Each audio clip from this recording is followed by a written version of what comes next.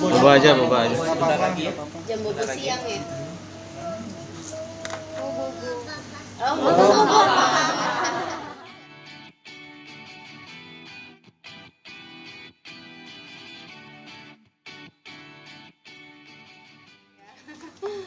Oke. Oke, silakan nanya. Ya, sebelumnya selamat untuk Kiano. Tepuk tangan Kiano. Tangan di mana? Ulang tahun nih. Gimana mungkin perayaannya Kiano sendiri, Mas Baim? Ulang tahun Kiano itu kemarin di Ancol.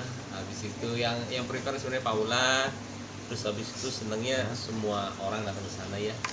Dan lagi pandemi begini akhirnya kita mau nggak mau kita harus cari aman ya, kita move Atlantis. Tapi ya alhamdulillah senang semuanya. Pemilihan lokasinya kenapa memilih Ancol sih Mas untuk perayaan? Paula sebenarnya, tapi kita udah lama ya milihnya ada berbagai macam tempat dan maunya yang gede karena dia itu temennya lumayan banyak.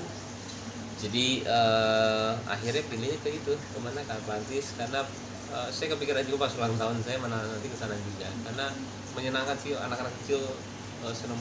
Sekarang tuh kalau misalkan ada acara mikirnya bukan saya tapi lebih ke anak, gimana caranya main lah semuanya. Kiano dapat hadiah apa? Kiano dapat hadiah apa? Mobil? banyak ya hadiahnya. Mobil? Ada mobil nggak? Ada. Oh ada. Kiano seneng nggak hadiahnya? Seneng banget Mas Kiano. Kiano mau naik ngengeng papa?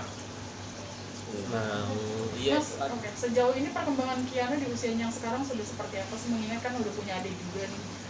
Kalau Kiano itu sekarang sudah dia tuh cepet ini ya, cepet nanggap untuk orang bicara. Saya tuh agak-agak dan keluarga teman-teman juga lumayan agak kaget di situ karena banyak yang seusia dia tuh belum bisa ngobrol ya. Oh ini kayak udah ngerti semuanya. Kiano mau apa? Aktif banget. Ini namanya siapa? Mbak She? Mbak Shelly. Kemarin kita ketemu ya. Siapa namanya Mbak She? Ih, pintar loh. Jadi dia itu udah bisa majuin mobil, mundurin mobil. Jadi di ini ya, itu sih perkembangan dia yang lumayan agak bikin kita kaget. Dan dia itu nggak takut sama orang. Iya. Cemburu-cemburu sama adiknya mungkin? Enggak, sayang sama adiknya enggak? Sayang. Sayang. Pintar. Sayang. Dia ngerti sih, ngerti apa yang kita ngobrol. Mas Bayu, Kiano anak yang nurut gak sih kalau misalnya papahnya atau mamahnya ngomong sesuatu terus dia langsung ikutin gitu? Sebenarnya nurut atau enggak sebenarnya ajaran dari kitanya ya. Jadi saya itu nggak pernah marah sama dia, nggak pernah. Jadi saya mengenai anak tuh belajar dari satu orang ya sebenarnya. Kalau kalian tahu tuh anaknya Roni Fatina Sarani yang dia narkoba. Ada satu yang nempel banget di saya ketika dia narkoba dulu. Separahnya dia, ayahnya selalu meluk dia dan bilang kamu akan jadi anak baik.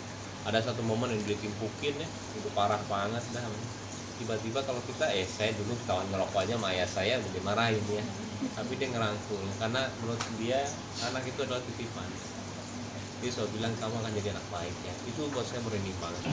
Nah itu berpikiran saya ketika di situ membesarkan anak tidak harus dengan marah, tidak dengan kata-kata negatif. Yang akhirnya terbentuknya seperti Kiano ini. Nah, saya sebisa mungkin saya tuh nggak marah sama dia karena dia titipan. Itu jadi salah satu pola asuh juga nggak sih? Pola apa? Pola asuh, pola didik. Iya, Mas Baim. pola didik saya.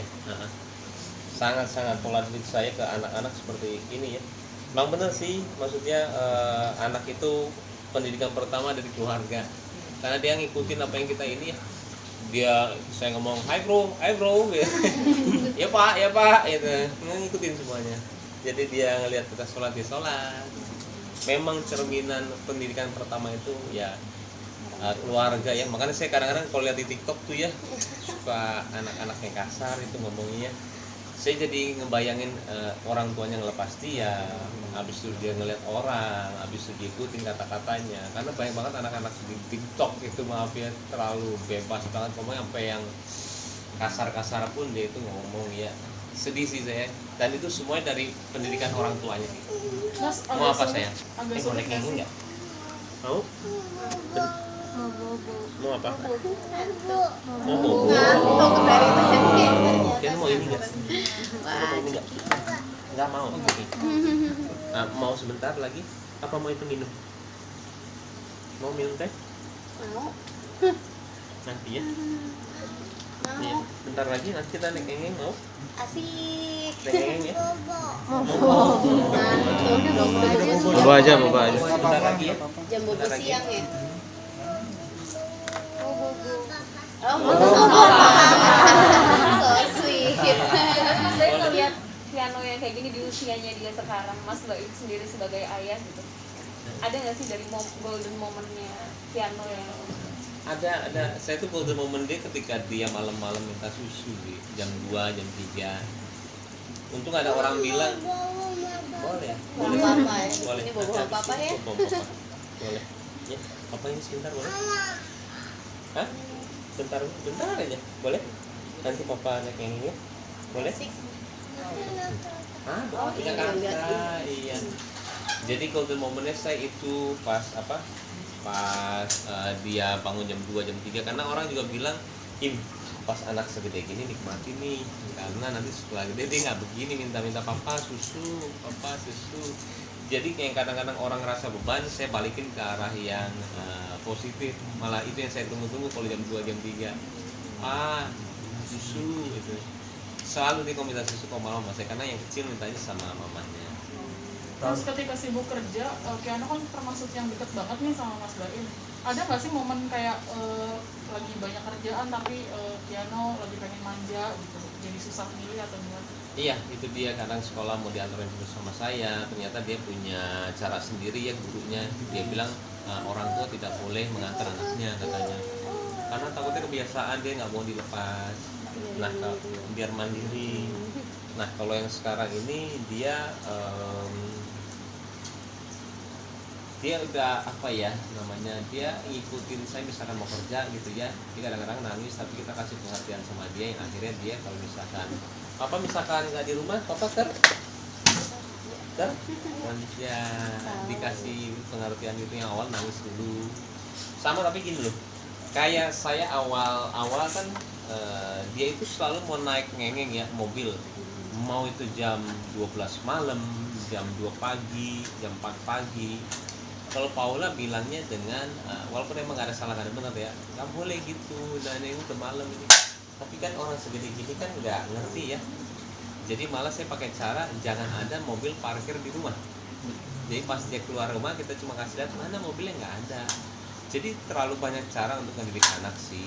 Nggak perlu kita nge-push dia untuk nggak boleh ini, karena dia belum ngerti. Dia cuma ngertinya kemauan dia harus dipenuhi, kalau nggak nangis.